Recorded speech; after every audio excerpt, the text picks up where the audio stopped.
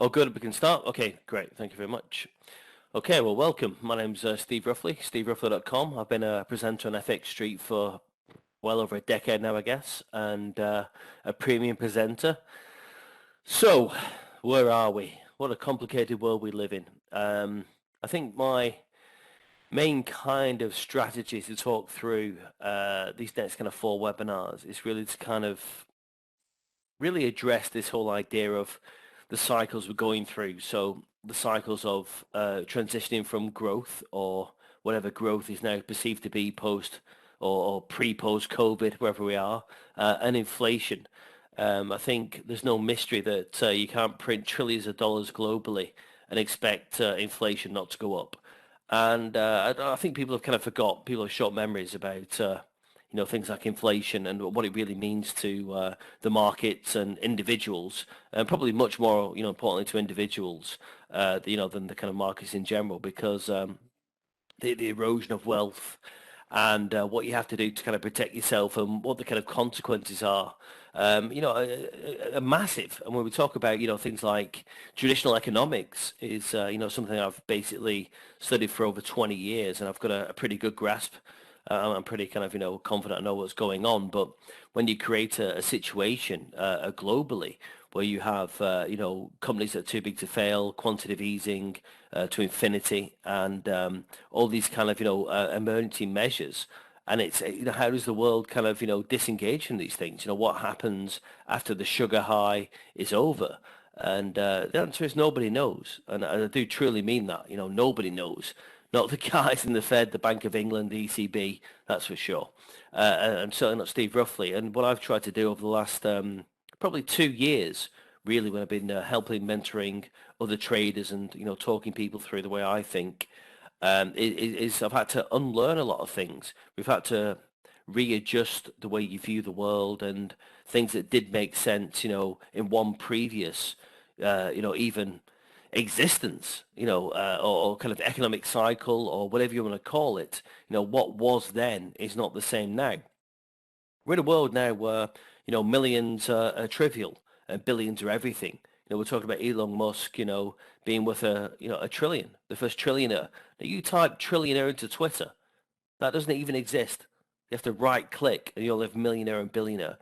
You know, trillionaire doesn't exist, but in the space of the last 5 years, this has all become normal. We all remember back in the day you could win, if you're as old as me, you could win the pools and win £1 million. Well, £1 million isn't going to anything for anybody because inflation has driven the prices of everything up.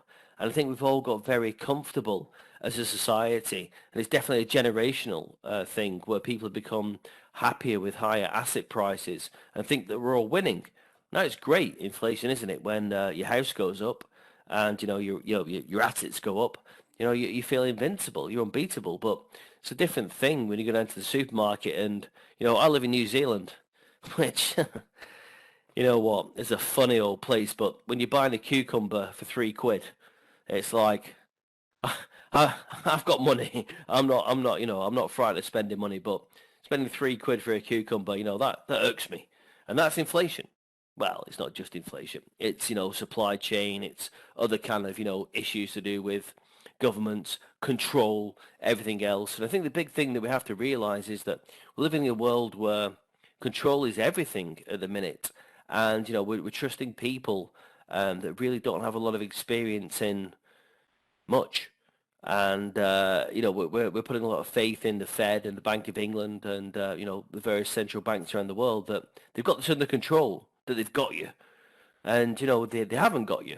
I mean, the world has always been about, protecting the rich and the wealthy and, kind of making everyone else pay for it. And this isn't me getting on my soapbox and, saying that the world's bad or, this conspiracy theories or QAnon or whatever it is. It's just, it is what it is. At the end of the day, I'm a trader, so I'm a capitalist, and I've made my money the way I have, and I don't feel guilty about it. But I think we have to kind of like understand that we have to readjust how the world, treats people and treats money, and we have to kind of like get a level playing field. We can't just have this 0.1%, having such big influence over basically technology, kind of the way we drive, we browse the internet and how they lobby governments. And it's all become a little bit crazy right now.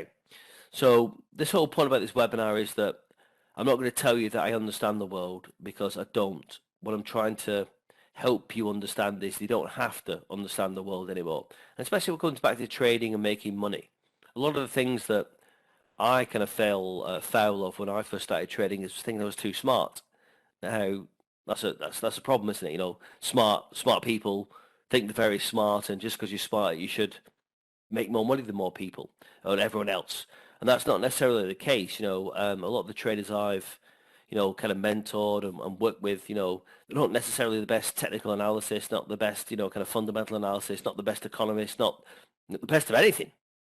They can certainly have a drink and, have a good chat, but really, making money is a very different thing right now than trying to be right.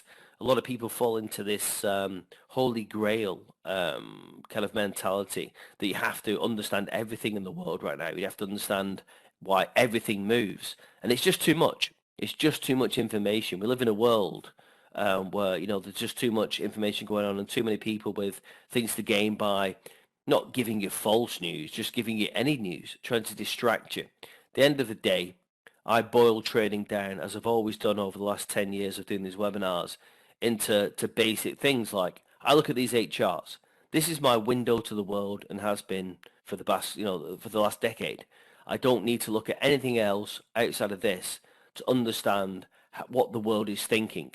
Now, that kind of sounds simplistic, and it is. And this is the thing, I've had to make trading so simplistic that it's almost that everything I've stood for, written, commentated on or created has become worthless because it all comes down to fear and greed. It comes down to control and what you think is right and what the traders and the bigger guys out there thinks is right or wrong. So what I'm trying to kind of, portray in this kind of instance is that it's all about understanding where these little movements are or these quick movements are, and it's understanding where the pain is going to come in from the market. Now, it doesn't matter how big your account is. I have, several large accounts, and I'm a big trader, but I'm not a hedge fund. I'm not a bank. I'm not a central bank. So it doesn't matter. The pain I can take is probably more than the average retail trader, but you have to take pain in order to make money. Now that comes back to, again, what you're trading off. Are you trading off fundamentals? You're trading off technicals? You're trading off movement? Does it all mean the same or does it mean nothing? At the end of the day, what we're trying to kind of figure out is how to make money from trading. That's what everybody always asks me, Steve, how do you make your money? And the first thing I say is, well, I make my money my way. But I can teach you strategies. I can teach you a way of interacting with the markets and more importantly, how you interact with the markets. But why would I teach you how I trade? That's not the point. You haven't gone on my journey. You haven't got what I've gone through. You haven't done the things I've done. So I can't make you trade like me because you're not me. And that comes back to the same thing of like trying to understand economics, fundamentals, and this whole idea about what's driving the market. And what's driving the market right now, in my opinion, is this uncontrollable view of inflation that we have no idea really to how economically explain inflation anymore. And it's really because, when you print so much money and you do these untested, untried, kind of emergency, kind of stimulus packages and, things like bond buying, quantitative easing, and people kind of just take it in the stride that, that's just a new thing, it's not a new thing. QE's been around since 2007 before the, financial crisis. It's not something that's new. It's a very simple way of putting money into the economy. So think about, banks giving, or the central banks giving banks money to lend on mortgages. So it's just allowing the banks to lend money at a cheaper rate by giving them a wholesale rate and then allowing them, to make their money based upon a backstop given by something that can't fail. But my kind of whole problem with these things is like, when did it become that everything was too big to fail? I mean, you've got Tesla being worth, over $1 trillion now. Its market cap by jumping 50 billion because they bought They got an order for Hertz to buy 100,000 cars. I mean, it's not that long ago. Hertz was bankrupt. And that's why I try and stay away from the share market and things like certainly Bitcoin and things like, that are kind of hyperinflated and, very, very emotional like meme stocks because how can you possibly understand them? If you don't understand the people that are in the market, then, you kind of, you always, if you don't have the big bankroll at the kind of like bottom end of it. And that's why Elon Musk, probably the biggest criminal in the world. I'll just say it. He is an absolute crook, and he's going to get found out. But he's punting Bitcoin, all these different kind of various cryptocurrencies, and because he's doing it because they're not regulated. He tried to do that with his own shares, and he got booted off his own board by the SEC. But things like cryptocurrency aren't regulated, so he's got a free rein to say whatever he wants to his millions of followers, and they all believe him because he's now the richest man in the world. So the whole point about this unlearning of economics is that everything you hear and see doesn't necessarily have to be the truth or any ring of truth to it.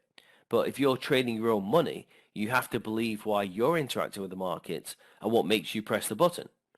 So we're kind of moving in like, kind of weird cycles of trust, who we believe, who's fake news, who's, a legal criminal or whatever, and it all kind of started, I guess, with Trump. People can say anything and they seem to have, kind of no recompense. They don't, get pulled up on it, or certainly they never get, found criminally negligent of causing, riots at the at the White House. We live in a crazy world where information is everything and how it's presented is everything, and the power is held in the kind of hands of the few. But if you kind of really cycle it back to the basics, you can look at these 8 charts. Look at the European markets, the UK markets, gold, and a few currencies, and you've got a fair idea of what the world's doing. So when you look at your charts like this, there is no news. There is no fake news. There is no propaganda. And there isn't, kind of somebody behind it, with some Twitter account trying to push it up. Because what's great about these markets is they're pretty much institutionalized. And that's what I like, so it's traded by the pension funds, the hedge funds, the banks, the central banks, an army of retail traders. So there's only so much you can do. Now, you can push Bitcoin up 10, 20% in a tweet, but you can't shift gold 10, 20% in a tweet. You can't shift the euro dollar, 10, 20% in a tweet. And that's what I like. You're coming back to absolute basics of trading. So you're trying to strip back all these things that you kind of led to believe. And again, remember, all the education that you're taught, obviously outside of me, sets you, with a certain set of rules. Don't risk 1 or 2% more of your capital on a single trade. Well, okay, all banks, all hedge funds, all the rich people know that. So they move a market 5%, yeah, over an hour, maybe a day, maybe a week, whatever it is, a short period of time in trading terms. They know they're going to be able to catch the weak retail traders out and take your money. And that's all really ever is, a battle between those that can hold and those that can't. Time is the enemy when you're a trader. It's always against you. So this is the kind of, difficult situation we land ourselves in. It's like if you're a short-term day trader, what do you trade? How do you make your money? And this idea of coming back to unlearning economics and unlearning all the things that, are currently portrayed in the media, it's quite simple. You don't have to be any more, again, the rules that I said about trading 80-20, kind of trader, 80% technical, 20% fundamental. Maybe you don't have to be anything. You could be mainly 50-50 or mainly 0 and 0. You don't have to really understand anything anymore because maybe it's just too difficult. Maybe the world's made it too difficult that the reality of trying to assimilate, fundamental data or technical data, it's all just a myth. And it's not like you have to just basically punt and, just kind of like, pick a product and buy and sell, flip a coin. It's really, just kind of pick an idea roughly of what you think has some value. And, going back to this inflation thing, inflation, it is a simple, you know, a simple thing to understand. It's the erosion of money. Your money that you earn becomes less the higher inflation goes. But then, where do you live? If you live in the UK, you're going to know other people that maybe have to travel 60 miles to work. So it's the increase in petrol prices going to affect their standard of living. Therefore, the only way we know, and I'm saying like now in inverted commas, that we know to control inflation is by, raising interest rates. But because we're so heavily reliant on assets and debt, who's going to be able to put their interest rates enough to control inflation? So this is the battle we're playing anymore. This idea of rather than a growth inflation or, a growth, cycle or an inflation cycle, that's out the window now. We've basically, the world was wiped out by COVID. And then, growth, is coming back at ridiculous numbers that's going to drop literally, the next quarter. But yeah, that's irrelevant. The growth, chasing the growth is gone. The growth has been, kind of boistered by this quantitative easing, by everyone generating huge amounts of debt just to keep the kind of ball rolling. So that's all over now. So the growth figures, the employment figures are kind of transitory. We don't really kind of mind about them too much. It's like, what's inflation going to be? Who's going to be able to put up interest rates and deal with it? And it's interesting, obviously, because I live in New Zealand. I moved here 4 years ago. Very different place 4 years ago, but one of the most indebted countries in the world with household debt and, sky high asset and house prices. And these monkeys don't even earn any money. They're poor as church mice. It's literally embarrassing, but everyone's got $1 million house. But this is the whole thing. They were the first ones to come along, put their interest rates up, but that was direct, not to do with growth. That was to do with the wrong kind of growth. It was to do with the growth in asset prices, which were leading people to borrow too much debt, get too highly over-leveraged. And that's why they're putting interest rates up to quell that. So what's the UK going to do? The UK is not much different. We all know that you've got a house price, you bought it 10 years ago, it's gone up in value. What's your wage gone up? We all know that people, in areas of London, Manchester, Birmingham, their house price is going up more than they earn. So at what point does this stop? At what point do these made up economic, kind of cycles? And remember, everything's a boom and a bust. That's all that the governments have done over the years is create the environment to boom things and then bust them because every bust the government gets paid. Right? That's the thing that people don't understand. When there's a bust, the government gets paid. Right? Because people liquidate assets, people have to pay tax on things, and that creates a huge amount of revenue. So I think what we're really looking for now is that, the European Union has been so long with its negative rates. There's no way that it's going to kind of, shift that reliance on negative rates and that reliance on cheap borrowing and, push it back onto the market. So it's between the US and the UK. As I said, if New Zealand have put its rates up, which are, obviously the smartest people in the world, bar none, not.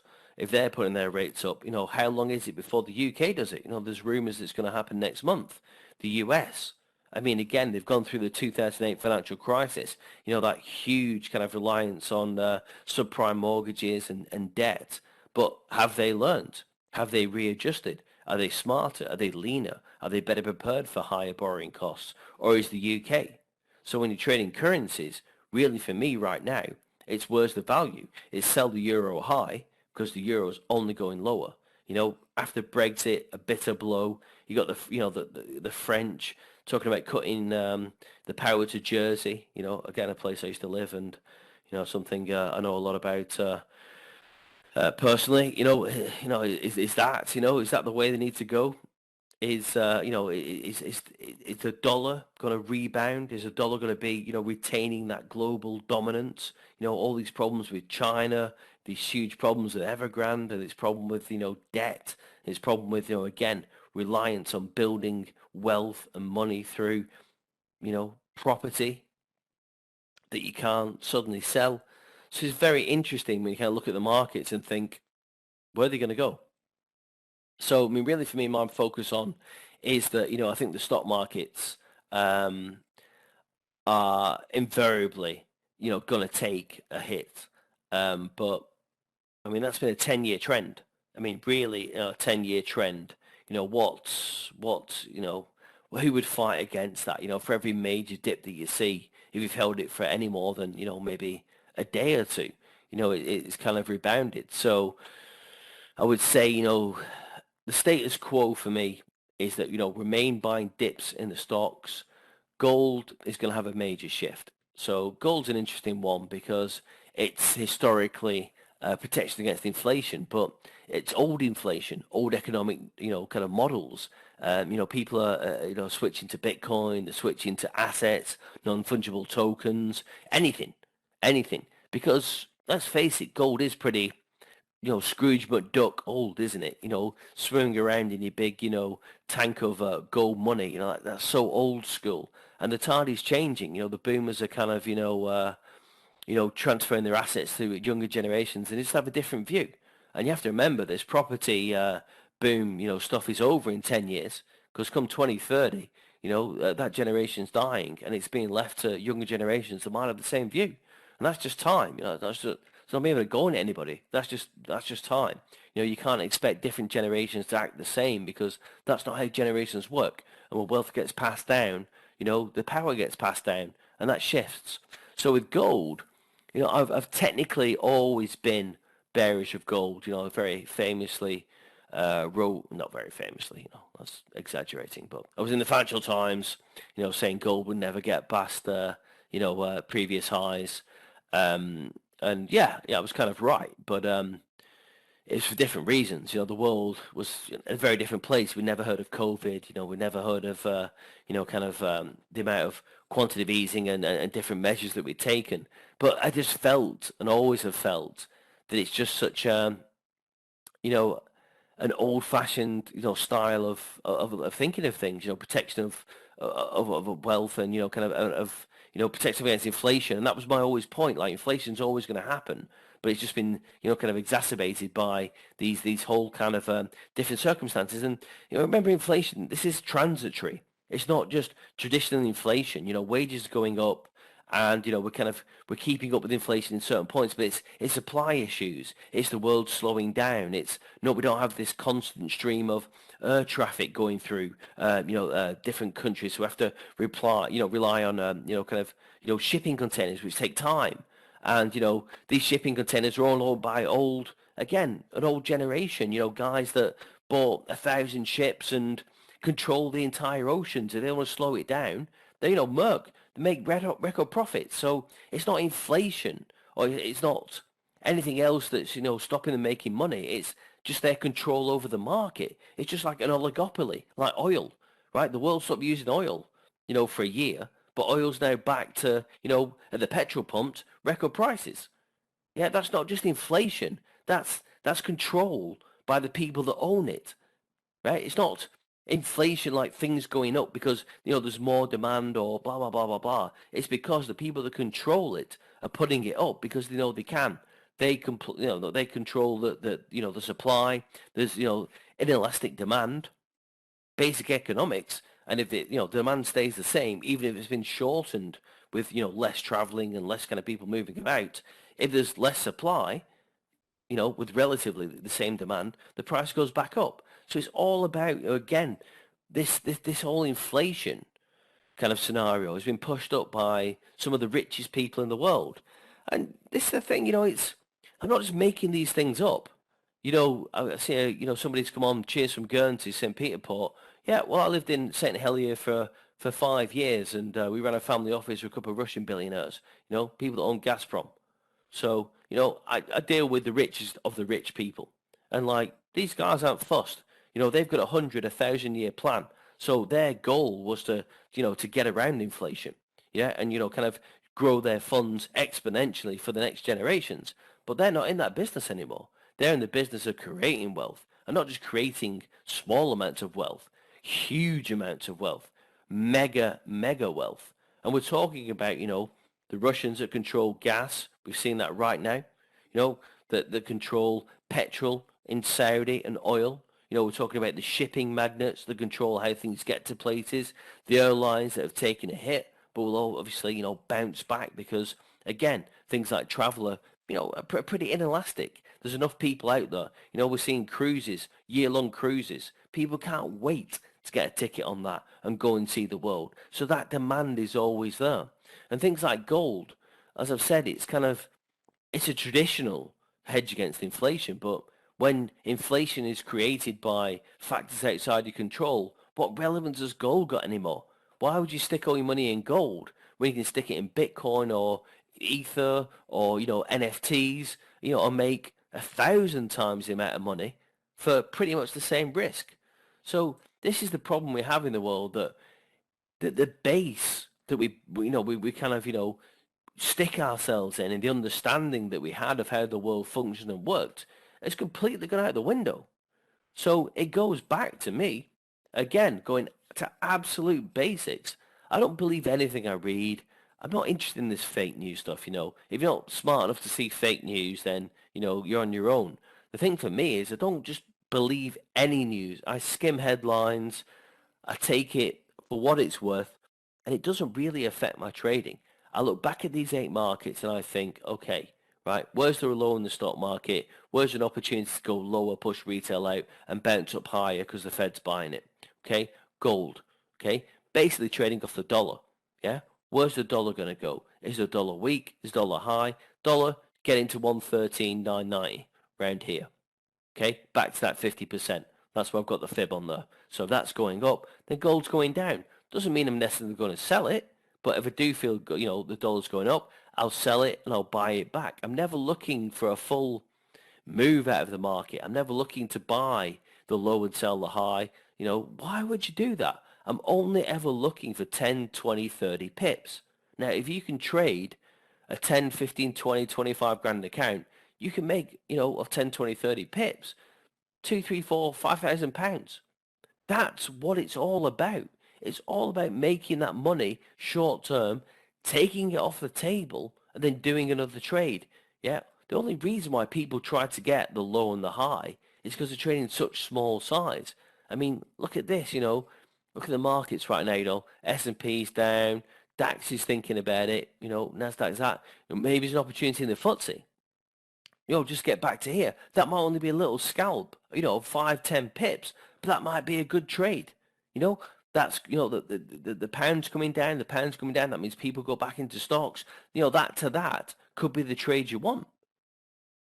Okay? It might only be 10, 15 pips, but if you're doing it on 20, 30, 40, 50, 100 pounds a point, that could be a couple of grand, and that could be happening and realize that in a couple of seconds. Why do you have to go back to this whole idea of being right, or understanding economics, or understanding every central bank or every country, or understanding all these difficult things? Really, again, as I said, for a long time, I've tried to unlearn a lot of things that, I held true, because the world isn't the same place it was. The world is, so complex and so controlled. I mean, if you'd have, if I'd have said to you 2 years ago, you'd be locked in your house for 4 months, you think, well, I'm not in China. That could never happen. But all of a sudden it does happen. And, we're doing it for reasons sometimes we don't even know. So when it comes down to the markets, think about that times by, 1 billion, to infinity.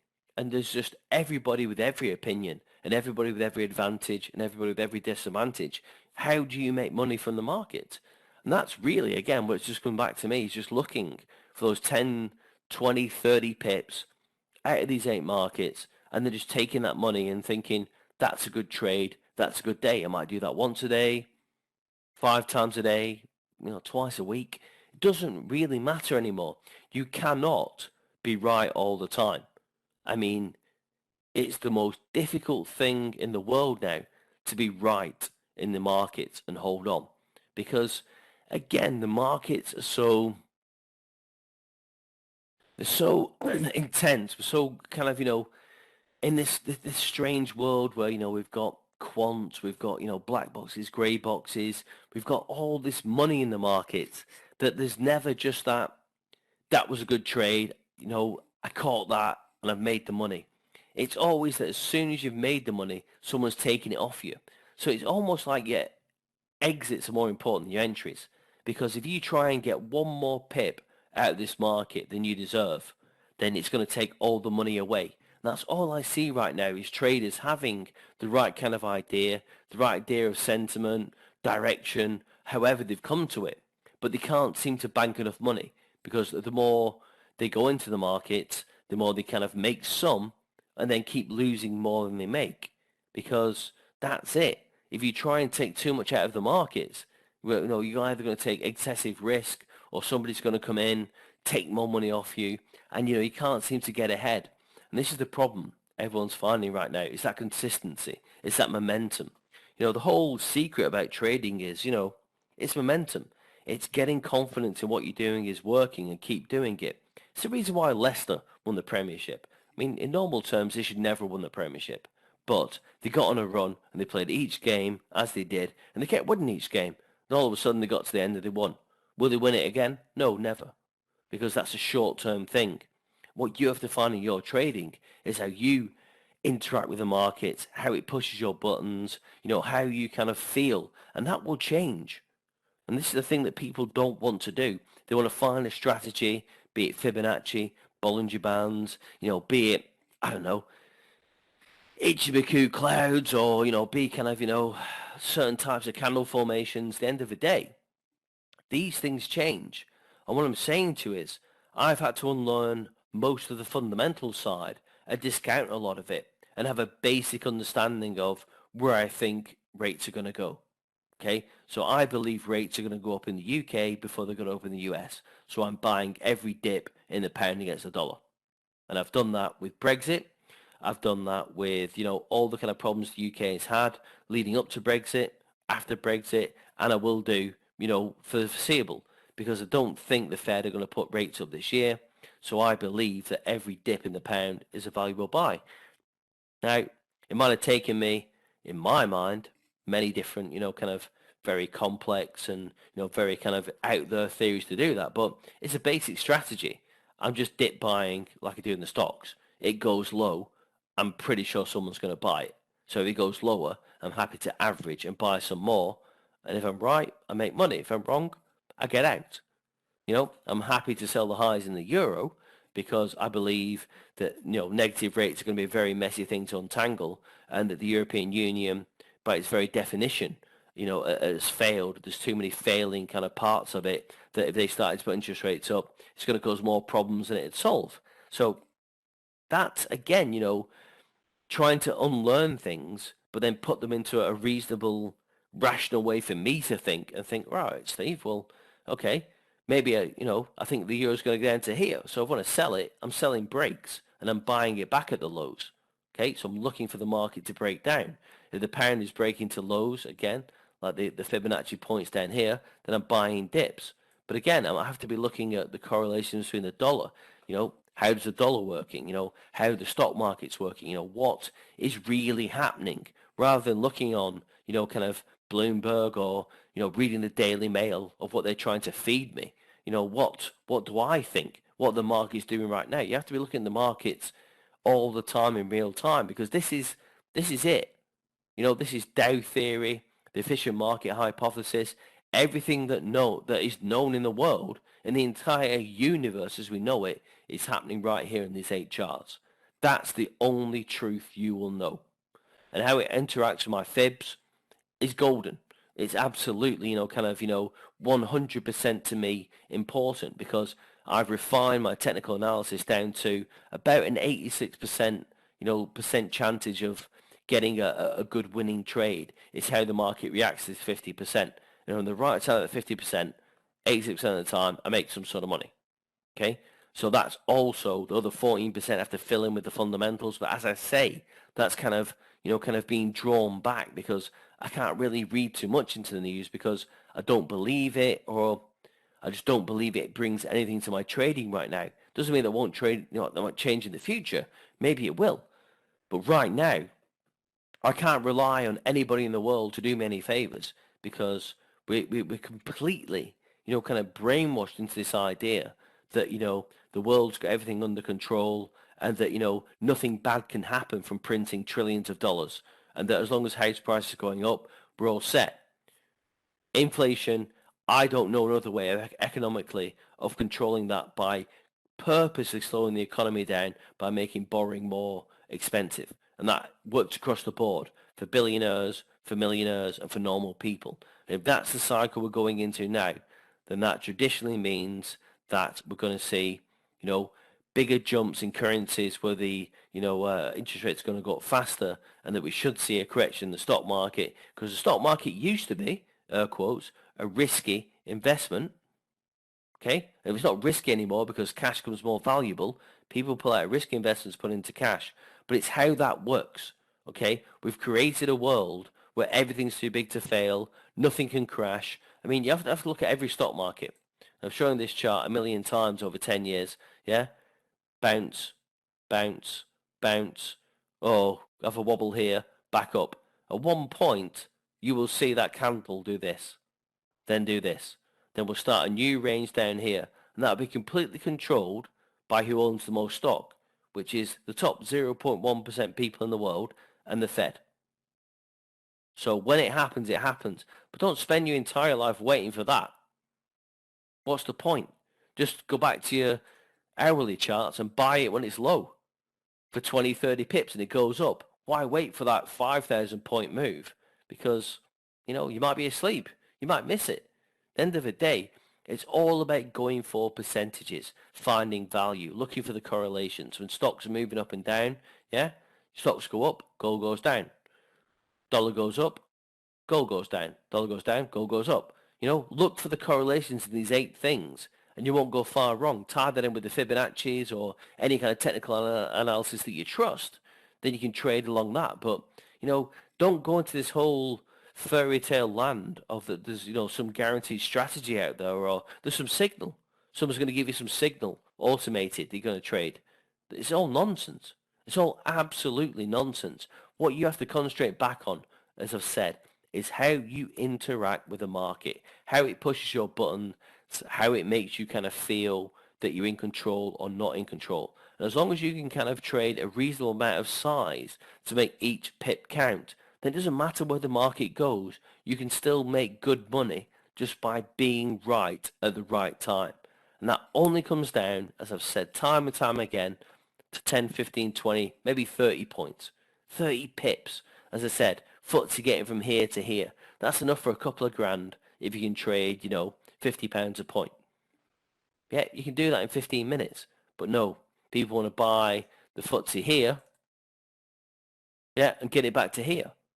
But they'll only do it on £2 a point. You've got to put your money where your mouth is. You've got to put your money behind what you're trying to achieve. You've got to make your trade size, and you've got to make, what you do realistic. And this is what a lot of people don't do. I've seen a load of people in the past put 5 grand into an account because that's money they can afford to lose. And they do that 5 times. Well, put 25 grand into an account that you don't want to lose, and then trade that once. Everybody's looking to trade on demo. Everyone's looking to speak to me like I'm meant to give them some, some sort of magic formula to make the money. The process I go through with every trader is exactly the same.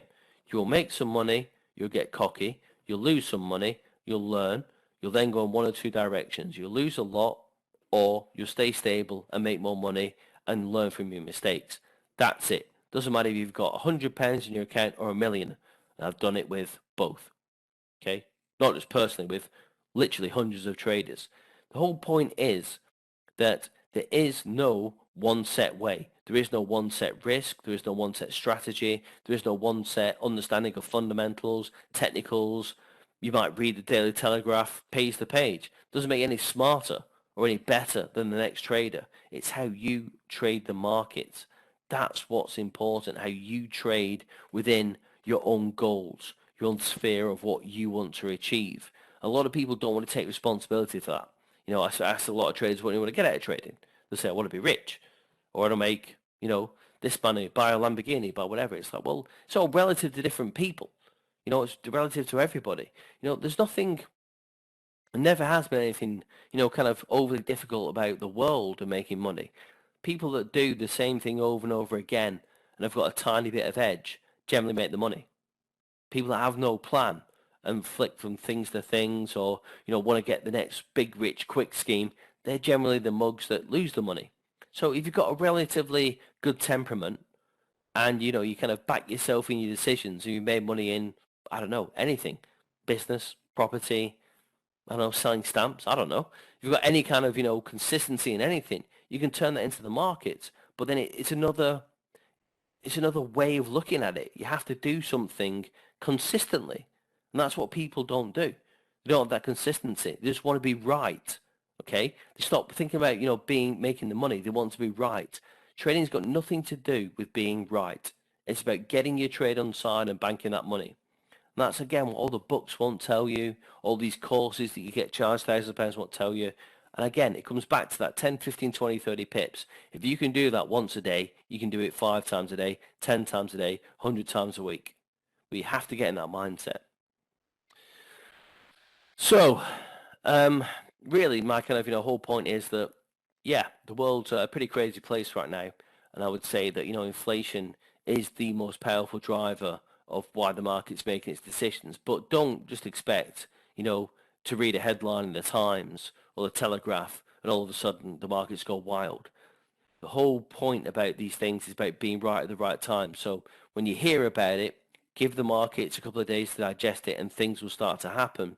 But unless you want to be a buy and hold or sell and hold trader and make the big move, then you make your money trading within the trend, okay? Being in, being out, banking money, taking that risk off the table, going back in. And honestly, if you try that for a week, the majority of people out there that can fund a relatively good size account, can make much more money than you can by trading small size and just buying and holding. And it's something I'm trying to really trying to get through to people, but it's very difficult at the minute because everyone's kind of again, trying to jump on something new, some sort of new Bitcoin, some sort of, new cryptocurrency, and it's like, well, if I just did a small amount of that, then I can make 1,000%. These are things that have to be spread over, kind of your portfolio. Trading is risky and trading is hard. If you want to make good money short term and you want to make it intraday, then yeah, it is risky. But you've got to put those risks in your favor by having a reasonable size account that you can kind of control and make money from, and having the ability to be in and out of the market several times and making every pip count. So I would say, this is the first of 4 webinars that I'm going to do, and I haven't done webinars since I predicted the crypto crash, and I don't take any pride in that. I don't care about crypto. It doesn't affect me. I don't trade it. I never will trade it. I'm not interested in that kind of stuff. I trade these 8 markets because this is what every hedge fund, central bank, and every rich person I know trades. So that's what I trade. I stick with the money. I don't want to be turned over by a Bitcoin wallet where 3% is 3%, the entire wallets are owned by, a small amount of people. Sorry, 97% are owned by 3%.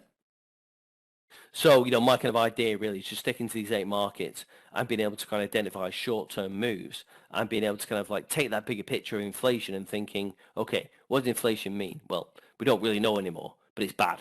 It's bad for the kind of poor people of the world and the people that kind of have to, kind of survive on, decreasing wages and increasing prices. But who's going to move first? Is it the UK? Is it the Eurozone? Is it the US? And as I've explained in a roundabout way, I think it's the UK moves first on rates. I think the US are lagging behind, and certainly the euro are lagging way behind. So I'm selling highs in the euro, buying lows in the pound, and again, looking for those bigger moves in the dollar, but again, fluctuating, knowing that it is going to come in the US and they have to act on inflation because it's just inevitable. It's an inevitable thing they have to deal with. So yeah, there we go. I mean, that's basically 3 calls boiled down from 20 years experience and then telling you to, kind of ignore everything you read and just, just go with what works. Buy the lows in the stocks. If you see that dollar shoot up, sell some gold because it's not the traditional, hedge against inflation that it used to be. Buy dips in the pound, and that's it.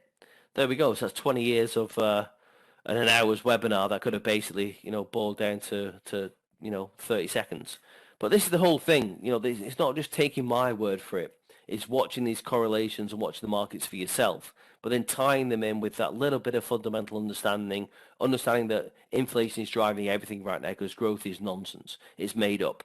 It's just a made up figure. Where pandemic, where we're kind of like down to very low figures, 1 or 2%. Then it's going to jump to 7%.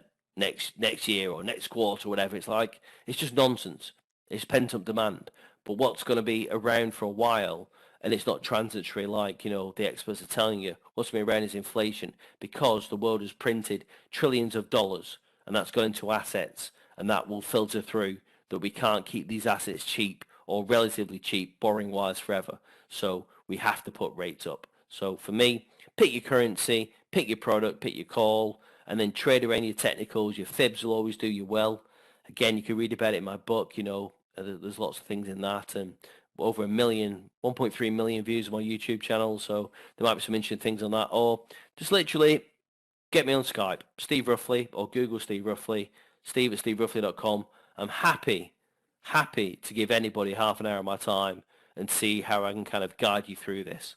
I've got 5 spots on my mentoring service available by the end of the year, and that's it. I only have 5. So if you're interested, my next kind of, webinars will offer this, and I don't really offer these things very often because, I don't know. I don't seem to get the right take up. I get people that just kind of want to listen to what I say and don't do anything with it. So if you've got some money or you've got some ability, to kind of back yourself, or you're aggressive, or you want to be a bit of a player in these things, then speak to me and I'll help you. I can't help you if you've got £100. I can't help you if you've got £1,000. You can't make any money from that. It's not all about the rich making rich, but you've got to back yourself with a certain amount of money to kind of give yourself a fighting chance. So I'm willing to do that for 5 people. I do these 4 webinars by the end of the year, and I think that's a pretty fair thing for me to offer. I don't ask anything in return. So again, there we go. That's the end of the webinar. I'm going to do another 3 webinars where I'm going to shake it up a little bit, and I'm going to talk about not just inflation this time. I'm going to talk about all the different economic factors and the different kind of nuances you have to look at, and how data is manipulated, and how that data is manipulated for political purposes, how it's manipulated for kind of global kind of FX markets, etc., and a little bit of the background about how I trade big money, seriously big money, and how I've helped other people trade kind of millions and billions at a time, and that might be a little bit more, I guess, interesting. This is a bit more of just an introduction. I've not done a webinar for a long time actually on FX Street, and I was just kind of trying to just kind of give you a good understanding that there's no one answer here. It's going to take probably another 3 sessions, another 3 hours of me telling you things in the same way or a different way to understand how the world has changed, but how the world has changed the market, but it hasn't changed how you make money. Okay, and that's again going back to the basics of scalping rather than trying to take a position and trying to be right. If you're trying to be right, you're fighting the wrong people at the wrong time right now. You've got to go back to banking money and take it off the table, because if you don't, you're just going to get frustrated and lose money. Anyway, hope you enjoyed it, and I'll be available for the next webinar. And as always, thanks to FX Street. It's been a pleasure. Cheers, guys. Have a good morning and good night.